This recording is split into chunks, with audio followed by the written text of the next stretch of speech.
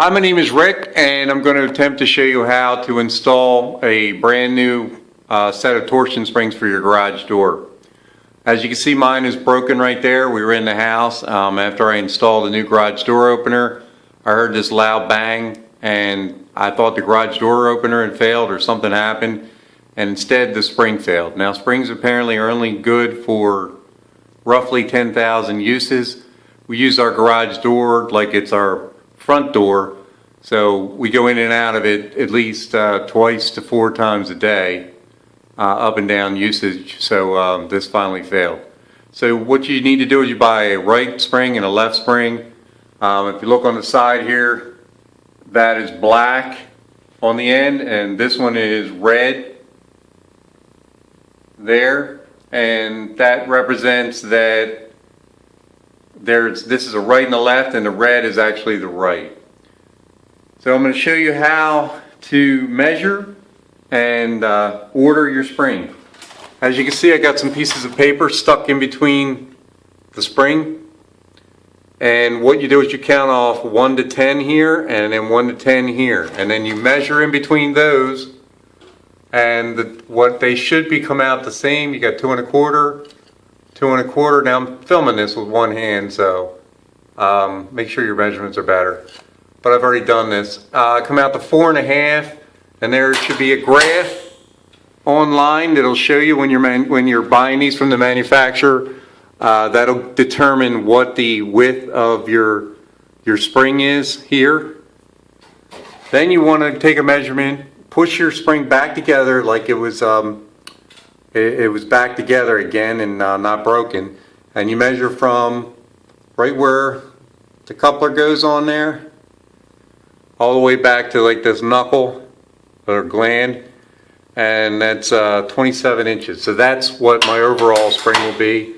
The determination here, when you figure out what your overall is, like I said, 2 1/4 and 2 1/4 is 4 1/2, and according to their graph, that pointed me to a 0.225 spring width, and then also a 27-inch overall length. And then you want to determine what size spring you want, and you can do that by measuring the inside diameter of your spring you have, and mine came out to 2 inches. So I bought a right and a left, and now I'm going to attempt to go ahead and put it together.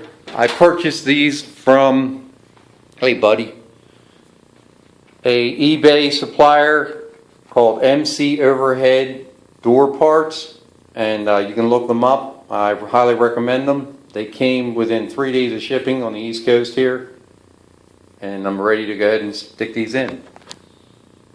So what we're going to do now is we're going to detension this torsion spring here because it's under tension right now, so we've got to back it off before we do anything.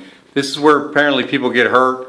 They go ahead and they try to unbolt different sections of this, where the drum is or where the center collars come in, and that spins loose, and it can seriously injure or kill you, from what I understand.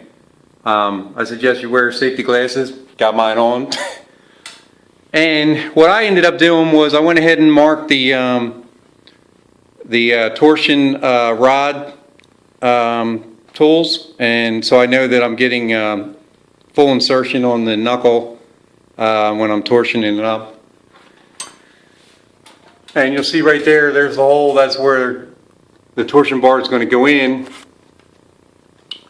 right there. And try to do this with one hand, it's a little difficult.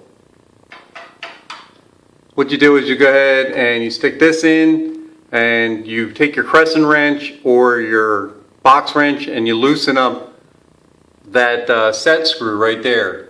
What that'll do is it'll bring the bar down to the garage, and you can lock it out, and you'll put one in after another, and that'll hold it, and you'll just keep cranking it back counterclockwise until you get the actual tension out of the spring, and it'll come completely loose.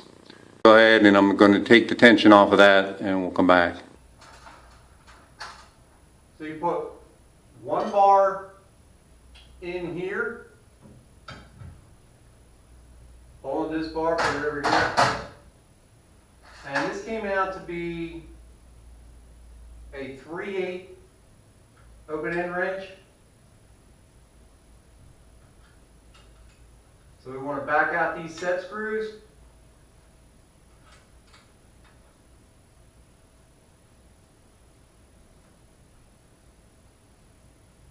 And I can feel the tension starting to come on it now.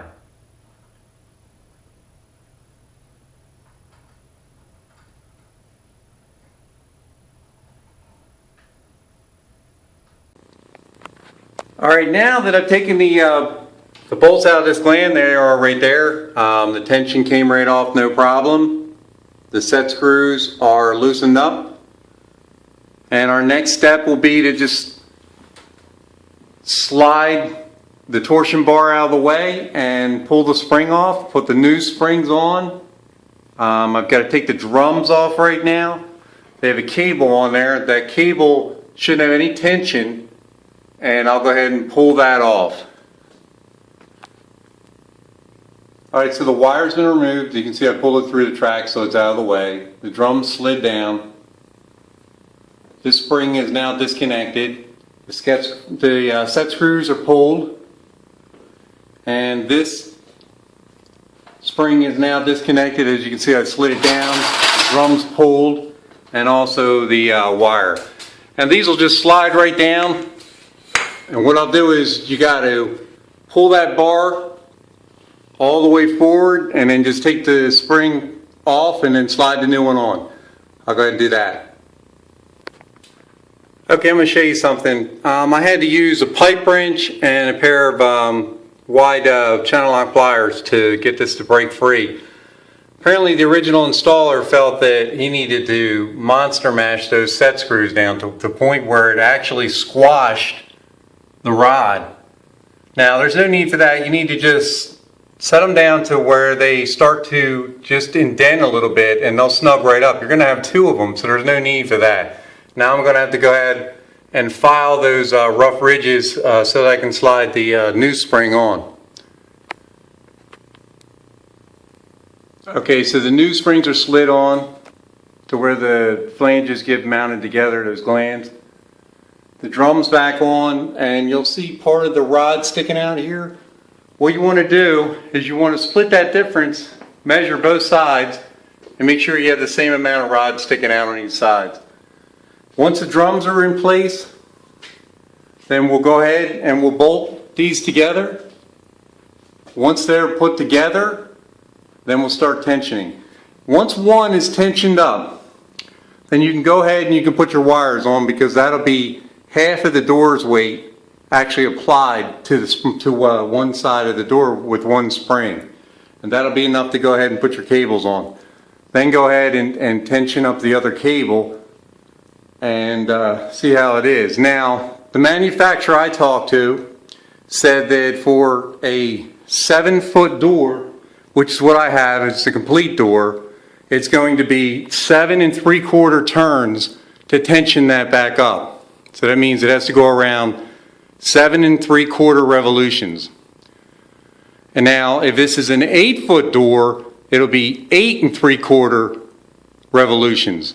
Now you can divide that by 4 because you've only got 4 points on your knuckle that you're turning, and that'll give you the quarter amounts that you're going to go ahead and tension up. All right, I'll go ahead and do that and we'll come back.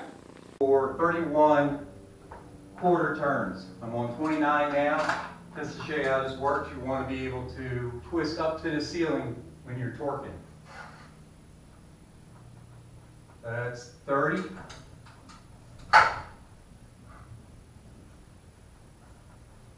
And then 31. You want to lock it out against the door and go ahead and screw down the set screws to lock it in place. We'll go ahead and do that. And I'm on 29, and I would suggest an end over end measure or type of movement here. You're going to go up to the ceiling just like you were the other one. I'm at 29. Don't try to be brave because this is under a lot of torque. Okay, now that the springs are installed, they're torching the right one and the left one. Just make sure you look over everything, make sure your drums are on good, make sure that your wires are free, they're not hung up in any way. Make sure the drums are free spinning, they're not jammed up against the sides, and you get everything all bolted up and ready to go. What you want to do is you want to disconnect your garage door from your automatic garage door opener, and then check and see if the springs are working. Now I'm barely pushing it, it's going up a little bit. Perfect. That's perfect now. You want it to pull up a little bit, because what will happen is as the springs start to stretch and expand, the door is going to come down a little bit more and settle. So that's exactly what you want. You want it to where you can move it real easy. And that's the way it is right now. It's pulling up a little and barely any force to pull it down. Go ahead and lock your opener back in again, and that should be it. Give your opener a try, and good luck. Let me know how you make out and give me some feedback, good or bad. I'll answer all questions. Thanks.